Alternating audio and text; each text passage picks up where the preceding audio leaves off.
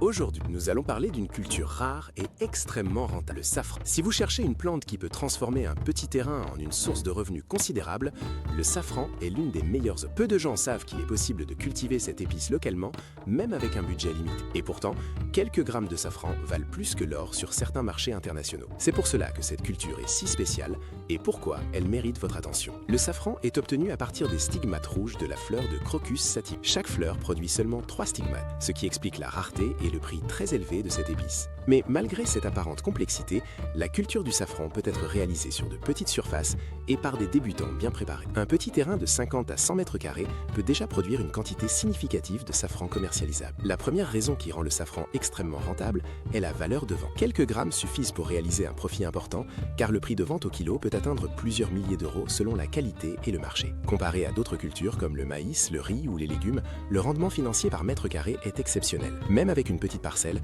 vous pouvez générer des revenus mensuels intéressants si la production est bien gérée. Un autre avantage du safran est la faible concurrence locale. Très peu d'agriculteurs en Afrique ou dans beaucoup de régions du monde cultivent cette épice, ce qui signifie que ceux qui se lancent peuvent capturer un marché presque exclusif, que ce soit pour les restaurants, les épiceries fines ou même l'export. Cette rareté et la demande constante font du safran un produit très attractif pour un petit entrepreneur agricole. Pour démarrer, la première étape est de choisir un terrain adapté. Le safran préfère un sol bien drainé, légèrement calcaire et riche en nutriments. Il ne nécessite pas de grandes surfaces, mais la qualité du sol est essentielle. Si le terrain est trop humide ou argileux, les bulles risquent de pourrir. Il est donc recommandé de préparer le sol en ajoutant du sable ou du compost pour améliorer le drainage et la fertilité. Ensuite, il faut acheter des bulles de qualité, appelées cormes. Les bulles de bonne qualité garantissent une floraison abondante et des fleurs saines. Il est important de se procurer ces cormes auprès de fournisseurs fiables, car des bulles de mauvaise qualité peuvent entraîner une faible production ou même l'échec complet de la culture. La plantation doit se faire à une profondeur de 10 à 15 cm, en laissant un espace de 10 à 15 cm entre chaque bulle pour permettre à la plante de se développer correctement. Le cycle de culture est également crucial. Le safran fleurit en automne et les fleurs doivent être récoltées très tôt le matin pour préserver la qualité des stigmates rouges. Une récolte minutieuse et rapide est indispensable car les fleurs ne restent ouvertes que quelques heures. Une fois les fleurs cueillies, les stigmates doivent être soigneusement séparés et séchés pour être commercialisés. C'est cette étape de séchage qui garantit la qualité et la valeur du safran. Un autre point important pour réussir est la gestion de l'eau et de l'entretien. Le safran nécessite peu d'eau comparé à d'autres cultures, mais il doit être arrosé avec modération pendant la croissance.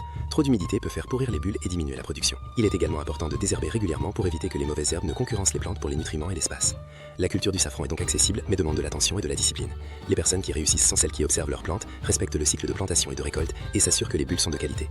Même avec un petit terrain et un budget limité, il est possible de produire une quantité significative de safran, prête à être vendue localement ou à l'export. Enfin, il est important de noter que le safran peut être une culture complémentaire. Certains agriculteurs l'associent avec d'autres plantes qui ne concurrencent pas l'espace et permettent de diversifier les revenus. Cette approche réduit les risques et augmente la rentabilité globale du projet. Dans la partie 2 de cette vidéo, nous verrons les erreurs graves à éviter, les astuces pour maximiser vos profits et comment transformer votre petit projet de safran en une véritable source de revenus stable et durable. Si vous souhaitez réussir dans cette culture rare et lucrative, la suite est indispensable. Dans cette deuxième et dernière partie, nous allons entrer dans le cœur du sujet. Comment éviter l'échec et transformer la culture du safran en une véritable activité rentable. Beaucoup de personnes sont attirées par le prix élevé du safran, mais peu réussissent réellement.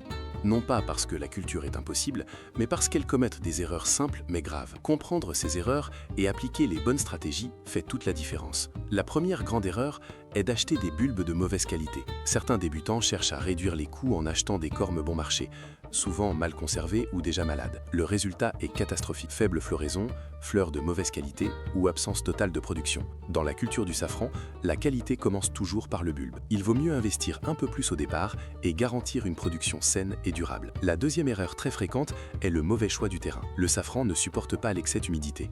Un sol mal drainé provoque la pourriture des bulbes et peut anéantir toute une saison de travail. Beaucoup de projets échouent simplement parce que le sol n'a pas été bien préparé. Il est essentiel de choisir un terrain bien drainé et d'améliorer le sol avec du sable ou du compost si nécessaire. La troisième erreur concerne l'arrosage excessif. Contrairement à d'autres cultures, le safran n'a pas besoin de beaucoup d'eau. Trop arrosé réduit la qualité des fleurs et augmente les risques de maladies. Il faut comprendre que le safran préfère un climat relativement sec, avec un arrosage modéré uniquement pendant les phases nécessaires. Un bon contrôle de l'eau est un élément clé de la réussite. Une autre erreur importante est la mauvaise récolte. Les fleurs de safran doivent être cueillies très tôt le matin, lorsqu'elles sont encore fraîches. Si la récolte est retardée, la qualité des stigmates diminue fortement. De plus, le tri des stigmates doit être fait avec soin, sans les abîmer. Une récolte mal faite peut réduire considérablement la valeur marchande du safran, même si la production est bonne. Après la récolte, beaucoup commettent l'erreur de négliger le séchage. Pourtant, le séchage est une étape cruciale. Un mauvais séchage entraîne une perte d'arôme, de couleur et donc de valeur. Le safran doit être séché lentement, dans un endroit propre, sec et bien ventilé. Cette étape transforme un simple stigmate en un produit de grande valeur. Maintenant que nous avons vu les erreurs à éviter, parlons des astuces pour maximiser les profits. La première astuce est de miser sur la qualité plutôt que sur la quantité. Un safran de haute qualité se vend beaucoup plus cher qu'un safran produit en grande quantité mais maltraité. Les acheteurs sérieux, notamment des restaurants et les épiceries fines, recherchent avant tout un produit pur, bien séché et bien conservé. La deuxième astuce consiste à transformer et valoriser le produit. Au lieu de vendre uniquement le safran brut, certains producteurs le proposent sous forme de poudre, d'infusion ou même de produits cosmétiques artisanaux. Cette transformation permet de multiplier la valeur du produit et de toucher différents types de clients. Un même gramme de safran peut rapporter beaucoup plus lorsqu'il est bien présenté et bien conditionné. La troisième astuce est de trouver les bons marchés. Le safran se vend très bien auprès des restaurants, des hôtels, des herboristeries et des boutiques spécialisées. Certains producteurs réussissent même à exporter leur production. Pour cela, il est important de construire une bonne réputation, basée sur la qualité et la régularité. Un client satisfait revient toujours et recommande le produit à d'autres. La quatrième astuce est de bien gérer le calendrier de production. Les bulbes de safran peuvent être multipliés d'année en année. Un producteur intelligent ne vend pas tout immédiatement, mais conserve une partie des bulbes pour agrandir progressivement sa plantation. Cette stratégie permet d'augmenter la production sans racheter constamment de nouveaux bulbes, ce qui améliore fortement la rentabilité à long terme.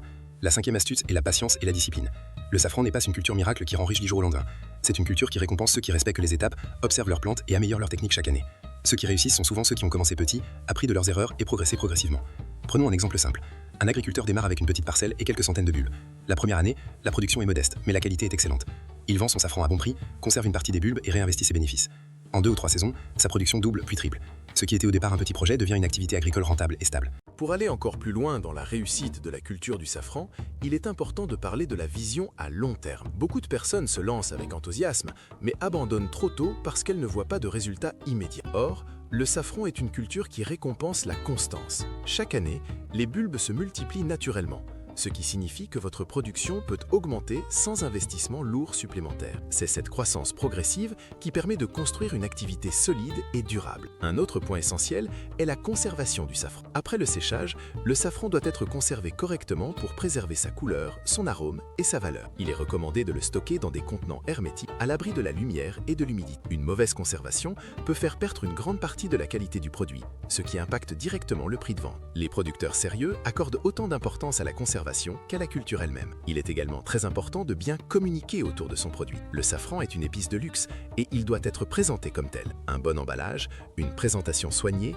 et une histoire claire sur l'origine du produit peuvent faire toute la différence. Les clients aiment savoir d'où vient ce qu'ils consomment. Expliquer que votre safran est cultivé localement, avec soin et sans produits chimiques, augmente sa valeur perçue et renforce la confiance. La formation continue est aussi un élément clé. Même si la culture du safran semble simple, il est toujours possible d'améliorer ces techniques. Observer d'autres producteurs, se renseigner, tester de nouvelles méthodes de séchage ou de plantation permet d'augmenter progressivement la qualité et le rendement. Ceux qui réussissent le mieux sont ceux qui ne cessent jamais d'apprendre. Enfin, il ne faut pas négliger l'aspect mental. Se lancer dans une culture rare comme le safran demande du courage, car peu de personnes autour de vous comprendront votre choix au début. Certains se moqueront, d'autres diront que c'est trop compliqué ou trop risqué. Pourtant, ce sont souvent les projets différents et peu communs qui réussissent le mieux. Il faut croire en son projet, avancer étape par étape et rester concentré sur ses objectifs. Pour conclure, la culture du safran n'est pas seulement une activité agricole, c'est une véritable opportunité de transformation. Elle prouve qu'il est possible de créer de la valeur avec peu de moyens, à condition d'avoir une bonne stratégie,